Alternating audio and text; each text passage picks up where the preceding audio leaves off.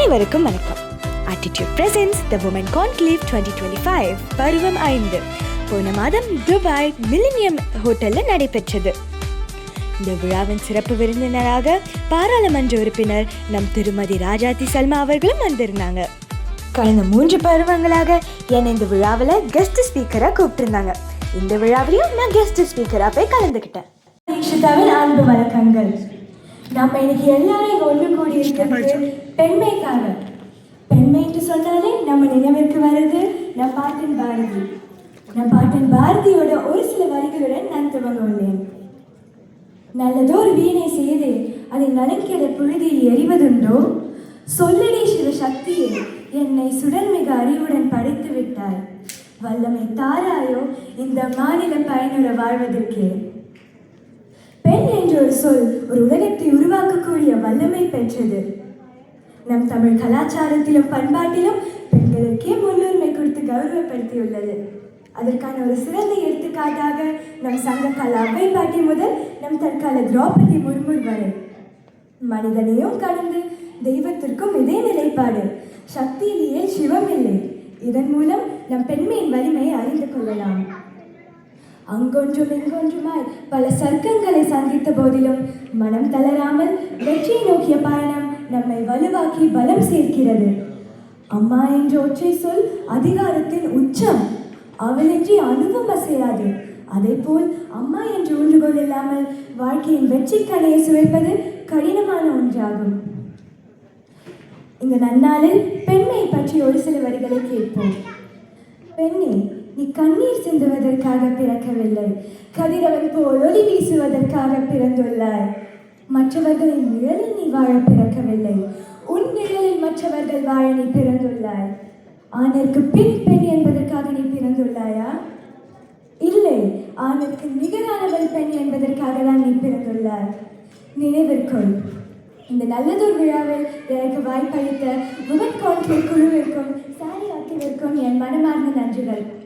மற்றும் இந்த நல்லதொரு விழாவில் இந்த பொன்னான விருதை திருமதி ராஜாத்தி சல்மா அவர்களின் பொற்கரங்களால் பெறுவதில் எனக்கு மற்றற்ற மகிழ்ச்சி. காலத்தை கருத்தில் கொண்டு தற்காலிகமாக உங்கள் மனதில் இருந்து விடை பெறுவது இளம்பாரதி பேச்சாளர் டாக்டர் தீக்ஷிதா. வாழ்க வளமுடன், வாழ்க வளமுடன். நன்றி, வணக்கம்.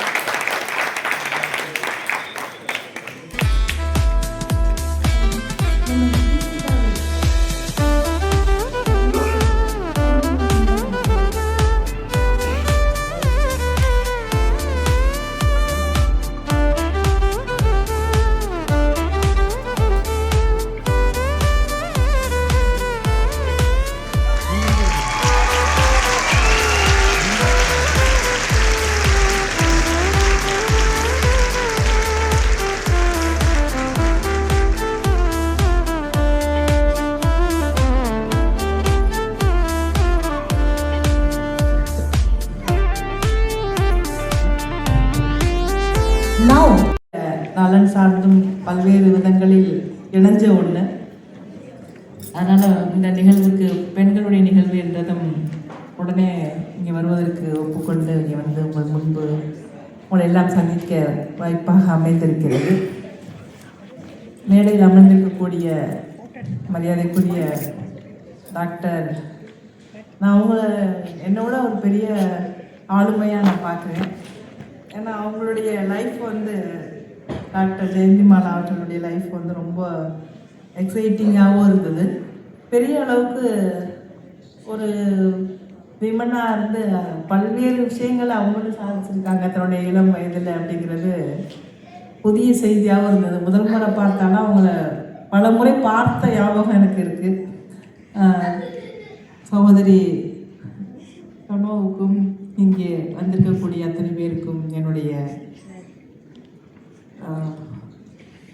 வாழ்த்துக்களும் கூட. ரொம்ப தாமதமாயிருக்கு பேசுகிறதுக்கு. ஒரு சமூகம் எப்படி பெண்களை ஒடுக்கி வச்சிருந்தது, எப்படி அந்த சமூகத்தினுடைய தடைகளை உடைத்து விட்டு பெண்கள் இன்றைய மேலெழுந்து வந்திருக்கிறார்கள் என்பதை சற்று முன்பு சாதித்து காட்டிய பல சுய தொழில் செய்த பல பெண்களை பார்த்த பொழுது இது போன்ற ஒரு இடத்தில் அனைவரும் ஒன்று சேர்ந்து இருப்பது என்பது மிகுந்த மகிழ்ச்சிக்கும் நம்பிக்கைக்கும் உரிய ஒரு விஷயமாக நான் பார்க்கிறேன். டாக்டர் பேசுகிறப்போ அவங்க சொன்னாங்க என்னுடைய தந்தை என்னை செதுக்கினார் என்று. தமிழ்நாட்டில் இருக்கக்கூடிய அத்தனை பெண்களையும் செதுக்கியவர் தந்தை பெரியார்.